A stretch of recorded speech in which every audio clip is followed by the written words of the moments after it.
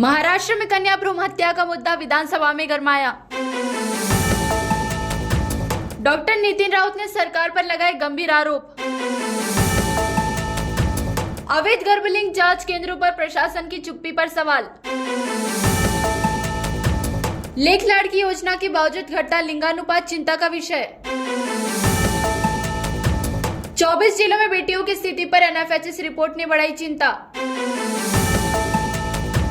सरकार से ठोस कार्रवाई और कड़ी निगरानी की मांग तेज। नमस्कार, मैं हूं अश्विनी चौहान, आप देख रहे हैं महान्यूज 7। मुंबई में महाराष्ट्र विधानसभा के सत्र के दौरान कन्या भ्रूण हत्या का मुद्दा जोरदार तरीके से उठाया गया। कांग्रेस के वरिष्ठ नेता और पूर्व मंत्री डॉक्टर नितिन राउत ने राज्य में हजारों बेटियों की गर्भ में ही हत्या होने पर गंभीर आरोपों को लेकर सरकार पर तीखा हमला बोला।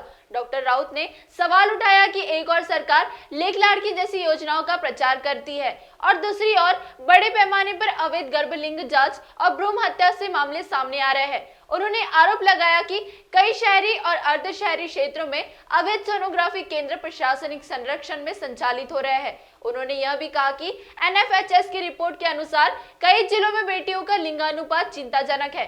सामाजिक संगठनों द्वारा 11 फरवरी 2026 को दिए गए ज्ञापन पर अब तक ठोस कार्रवाई नहीं होने पर भी उन्होंने सरकार से जवाब मांगा। अब इस संवेदनशील मुद्दे पर सरकार क्या कदम उठाएगी, इस पर पूरे राज्य की नजरें टिकी हुई है। मी धन्यवाद देऊ इच्छेन आव्हाड साहेबांना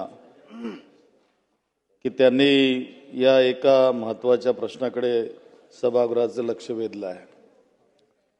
माननीय मंत्री महोदयांनी तेवढ्याच ताकदीने या ठिकाणी उत्तरही दिलं, परंतु अध्यक्ष महोदय, मी माननीय मंत्री महोदयांचे उत्तर या ठिकाणी बघत असताना मला असं लक्षात आलं की या ठिकाणी केवळ सरकारी योजनांची आकडेवारी देऊन सर्व काही सुरळीत आहे असं चित्र रंगवण्याचा प्रयत्न झालेला आहे।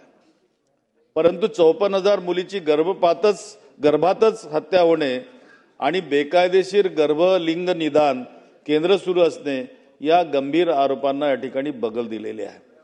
माझे यासंबंधी काही प्रश्न आहेत अध्यक्ष महोदय, की मंत्र्यांनी त्यांच्या उत्तरात नियमावलीची लांबलचक यादी वाचून दाखवली, पण माझा थेट प्रश्न असा आहे की जर कायदे इतके कडक आहेत तर मग शहरी आणि निमशहरी भागात प्रशासकीय व्यवस्थेच्या आशीर्वादानं बेकायदेशीर गर्भलिंग निदान केंद्रे आजही सर्रास कशी सुरू आहेत?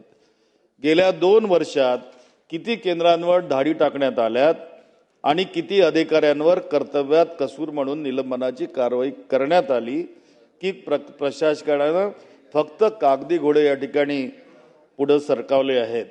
दुसरा प्रश्न असा अध्यक्ष महोदय की लक्षवेधीमध्ये स्पष्ट नमूद आहे की राज्यात 54,000पेक्षा जास्त मुलींची गर्भातच हत्या केली जात आहे। हा आकडा खरं पाहिलं तर थरकाप उडवणारा आकडा आहे। म्हणून मंत्री महोदय यावर स्टिंग ऑपरेशनचं उत्तर देत आहेत। मला सांगा, इतक्या मोठ्या प्रमाणावर होणाऱ्या स्त्री भ्रूण हत्येची गांभीर्याने दखल घेऊन सरकार या संबंधी विशेष तपास पथक नेमून उच्चस्तरीय चौकशी करण्याचे धाडस दाखवणार आहे का?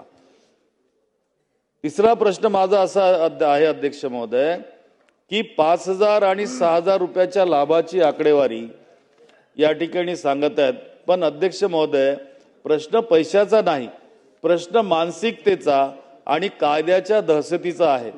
एनएफएचएसच्या अहवालानुसार 24 जिल्ह्यात लेख नकोशी असल्याचे वास्तव समोर आले आहे।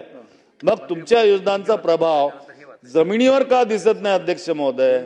प्रति 1,000 मुलांमागे 894 किंवा 992 मुली हे प्रमाण प्रगत महाराष्ट्रासाठी भूषणावं आहे का? हे प्रमाण 1,000च्या पुढे नेण्यासाठी सरकारनं काही टाइम बाउंड प्लान या ठिकाणी आखला आहे का अध्यक्ष महोदय?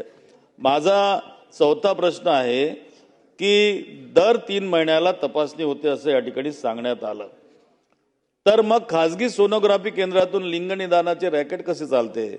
गेल्या वर्षभरात किती डिकॉय बनावट ग्राहक केसेस यशस्वी झाल्या आणि त्यातील किती डॉक्टरांना प्रत्यक्ष शिक्षा झाली?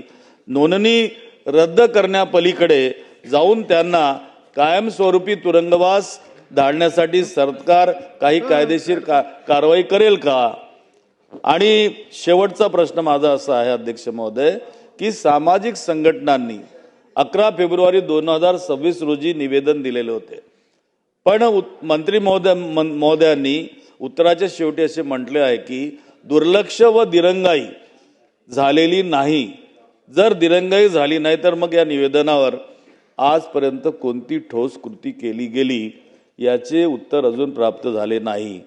त्यामुळं या सर्व बाबतीमध्ये अध्यक्ष महोदय मला आश्वासन हवं आहे की पुढील 15 दिवसात अशा बेकायदेशीर केंद्रांवर विशेष मोहीम राबवून त्याचा पर्दाफाश केला जाईल का आणि दोषी अधिकाऱ्यांवर कडक कारवाई केली जाईल का याचं उत्तर मला या ठिकाणी हवं आहे अध्यक्ष महोदय. Mahanews 7 clip bureau report Mumbai.